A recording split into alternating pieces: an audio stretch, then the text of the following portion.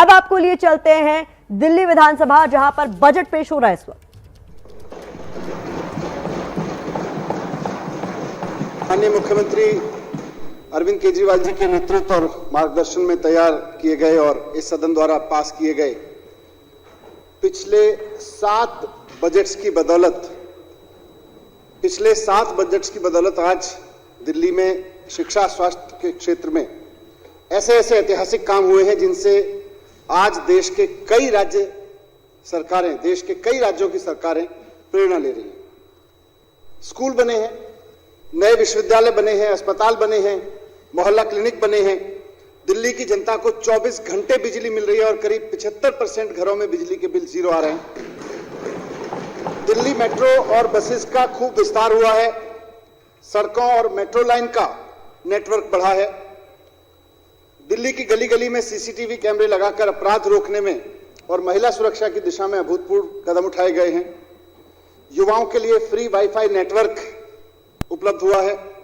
अंतर्राष्ट्रीय स्तर की खेल सुविधाएं यहां से पिछले 7 जो बजट पास हुए उनसे डेवलप हुई हैं। सरकारी सेवाओं की डोर स्टेप डिलीवरी जैसी अभूतपूर्व सुविधा की शुरुआत यहां से हुई, जिसमें लोग सरकारी दफ्तर के चक्कर नहीं काटते। सरकारी दफ्तर का कर्मचारी लोगों के चक्कर काटता है। यह अद्भुत शुरुआत दिल्ली में हुई। सरकारी दफ्तर में जिस काम के लिए आम आदमी को धक्के खाने पड़ते थे, कोई दलाल ढूंढना पड़ता था और उसको रिश्वत दे के काम करवाना पड़ता था, आज वो काम सिर्फ एक फोन करने पे घर बैठे हो रहा है। ये करिश्मा भी दिल्ली वासियों ने पिछले 7 साल में दिल्ली में देखा है। इस सदन में माननीय मुख्यमंत्री अरविंद केजरीवाल जी के मार्गदर्शन में मेरे द्वारा प्रस्तुत किए गए पिछले 7 बजट के सफल क्रियान्वयन के चलते पिछले 7 साल में दिल्ली सरकार ने विभिन्न विभागों और संस्थानों में, ये बहुत महत्वपूर्ण सूचना मैं इस सदन के समक्ष रख रहा हूं कि इस सदन में पिछले 7 बजट के फलस्वरूप, उसके सफल क्रियान्वयन के फलस्वरूप दिल्ली सरकार के विभिन्न विभागों और संस्थानों में 1,78,000 से ज्यादा युवाओं को सरकार में नौकरी दी गई है। दिल्ली में 1,78,000 से ज्यादा युवाओं को सरकार में नौकरी दी गई है पिछले 7 साल में। इसमें से 51,307 नौकरियां तो पक्की सरकारी नौकरियां हैं और जो पिछले 7 साल में ये 51,307 नौकरियां पिछले 7 साल में DSSB की परीक्षा लेके दी गई हैं। और यहां अध्यक्ष महोदय ये भी जानना जरूरी होगा कि इसके हमसे पहले 2015 से पहले की सरकारों में करीब 9 साल तक, 2000 में कहूंगा 13 से पहले की सरकारों में करीब 9 साल तक ना के बराबर नौकरी दी गई।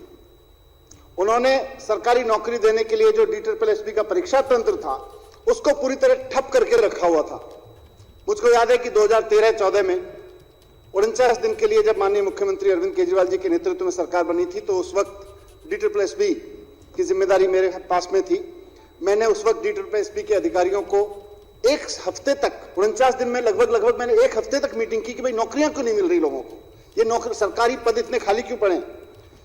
मैंने उनसे प्लान बना के लाने को कहा। अपनी उस वक्त की क्षमता के अनुसार DSSB के अधिकारी मेरे सामने एक प्लान लेके आए। मैंने उनसे पूछा कि उस प्लान के हिसाब से जितनी वैकेंसीज हैं वो कितने समय में भर जाएंगी, तो उन्होंने खुद बोला कि 38 साल लगेंगे उन नौकरियों को भरने में। ये सारी नौकरियां जो 51,307 नौकरियां भरी गई हैं, उस वक्त मुझे बताया गया 38 साल लगेंगे। लेकिन उस वक्त हमने जो भी क्षमता उनकी बढ़ा सकते थे बढ़ाई और आज बहुत गर्व हो रहा है मुझे 7 साल बाद कि DSSB ने अपने काम की जब स्पीड पकड़ी तो 7 साल में दिल्ली में 51,307 युवाओं को नई नौकरियां, सरकारी नौकरियां दी गई, पक्की नौकरियां।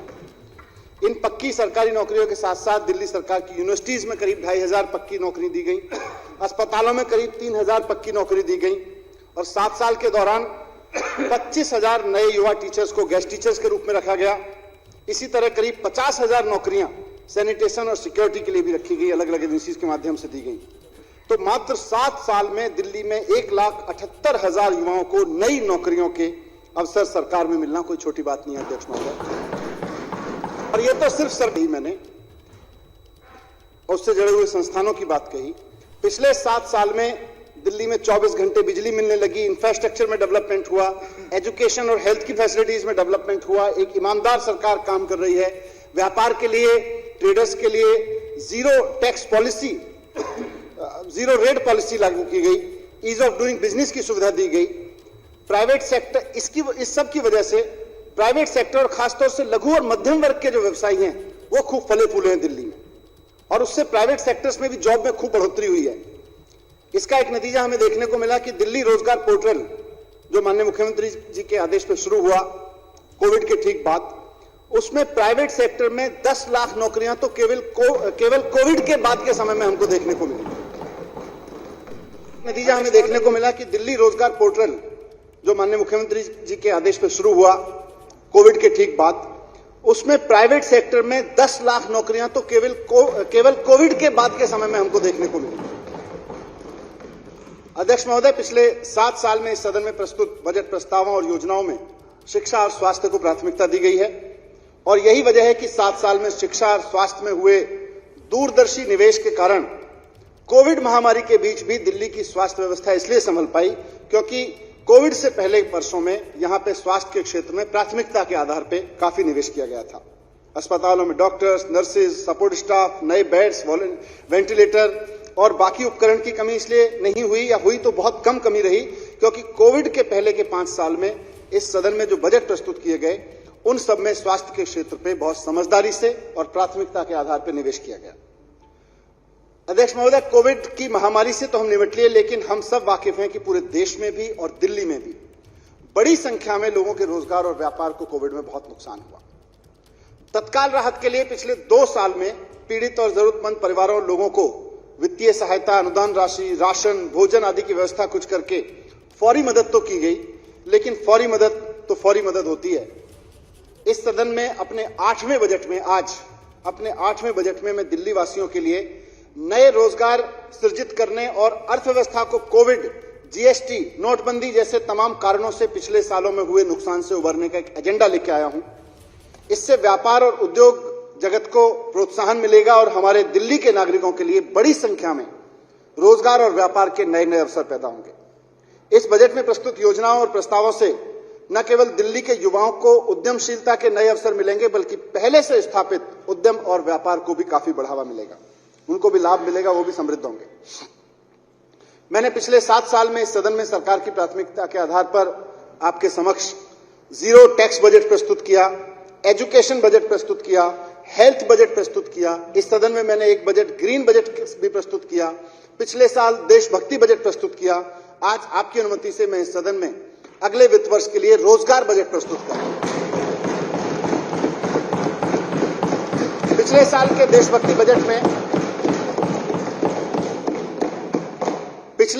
देशभक्ति बजट में आजादी के 75वें वर्ष में इस सदन के समक्ष दिल्ली सरकार की ओर से संकल्प प्रस्तुत किया गया था कि हमें दिल्ली की अर्थव्यवस्था को बहुत समझदारी से, बहुत दूरदर्शिता से उस तरफ लेके जाना है कि भारत जब आजादी की 100वीं वर्षगांठ मना रहा हो 2047 में, तो भारत की राजधानी के लोगों की पर कैपिटा इनकम 2047 की, उस वक्त की सिंगापुर की पर कैपिटा इनकम के बराबर होनी चाहिए। यह हमने आजादी के 75वें साल में यहां सपना देखा।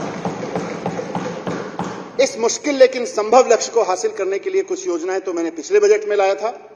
2047 तक दिल्ली वालों की आय को सिंगापुर के वालों की उस वक्त की आय के बराबर ले जाने के लिए सबसे महत्वपूर्ण कदम है कि हमारे अधिक से अधिक दिल्ली वासियों के पास एक सम्मानजनक रोजगार होना चाहिए, उनके पास एक जॉब होना चाहिए।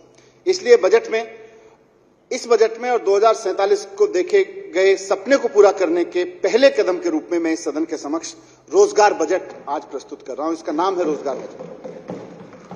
इसमें प्रस्तुत योजनाओं के माध्यम से हम न सिर्फ दिल्ली के बाजारों की और व्यापार की रौनक और उसकी गरिमा को लौटा लाएंगे, 21वीं सदी के वर्तमान और भावी व्यापार को भी हम दिल्ली में प्रोत्साहित देंगे। और इन सब प्रयासों से जो मैं इस बजट में रखने जा रहा हूं, इन सब प्रयासों से अगले 5 साल में दिल्ली में कम से कम 20 लाख नई नौकरियां पैदा होंगी। 20 लाख नई नौकरियां पैदा होंगी। रोजगार बजट के माध्यम से हमारा लक्ष्य, इस बजट के माध्यम से हमारा लक्ष्य आर्थिक विकास के इंजन को फिर से स्टार्ट करना है, सुदृढ़ बनाना है। ये तो है ही, लेकिन अध्यक्ष महोदय 20 लाख नई नौकरियां वाले इस रोजगार बजट के प्रस्ताव और योजनाओं को सदन के समक्ष प्रस्तुत करने से पहले थोड़ी सी चर्चा में दिल्ली के आर्थिक परिदृश्य पर और इस साल के बजट पर रखना चाहता हूं। कोविड की 5 लहरों के बीच आई आर्थिक चुनौतियों से अब दिल्ली की अर्थव्यवस्था धीरे धीरे उबर रही है और इसके चलते दिल्ली का जीएसडीपी प्रचलित बाजार मूल्यों पे वर्ष 2020-21 के 7,85,342 करोड़ रुपए से बढ़कर 2021-22 में 9,23,967 करोड़ रुपए रहने की संभावना है। ये 17.65% वृद्धि का संकेत है। मैं यह भी स्पष्ट करना चाहता हूं कि 2021-22 में दिल्ली की जीएसडीपी की वास्तविक वृद्धि दर 10.23% रहने की संभावना है, जबकि राष्ट्रीय स्तर पर यह वृद्धि 8.9% की होने का आकलन है। इसका अर्थ है कि हम महामारी पूर्व की जो हमारी आर्थिक गतिविधियां थी दिल्ली में, उस स्तर पर लौट रहे हैं। राष्ट्रीय स्तर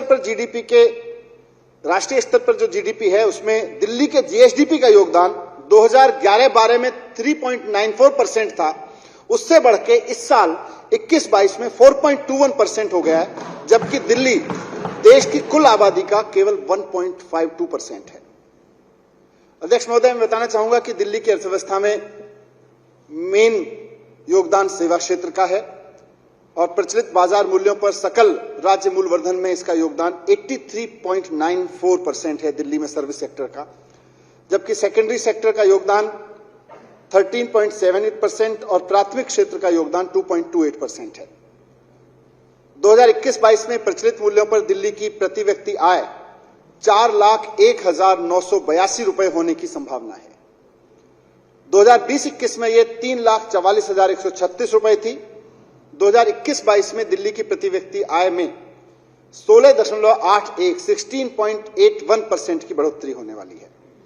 वर्ष 21-22 के लिए दिल्ली की पर कैपिटा इनकम राष्ट्रीय औसत 1,49,848 रुपए से 2.7 टाइम्स ज्यादा है। 2020-21 के दौरान दिल्ली के जीएसडीपी में प्रचलित मूल्यों में 1.09% और वास्तविक मूल्यों पर 3.86% का संकुचन, उसका श्रिंक होना कोविड-19 महामारी और इसके नियंत्रण के लिए किए गए प्रतिबद्ध उपायों को असर दर्शाते हैं। हालांकि अग्रिम अनुमानों का संकेत है कि दिल्ली की अर्थव्यवस्था में 21-22 में प्रचलित मूल्यों पर 17.65% और स्थिर मूल्यों पर 10.23% की बढ़ोतरी होगी। अब मैं इस साल के लिए, करंट ईयर के लिए संशोधित अनुमान सदन के समक्ष रख रहा हूं। 2021-22 के लिए पूरा जो हमने बजट रखा था 69,000 करोड़ रुपए के अनुमोदित बजट की अनुमान की तुलना में संशोधित अनुमान में 67,000 करोड़ रुपए का बजट प्रस्तुत कर।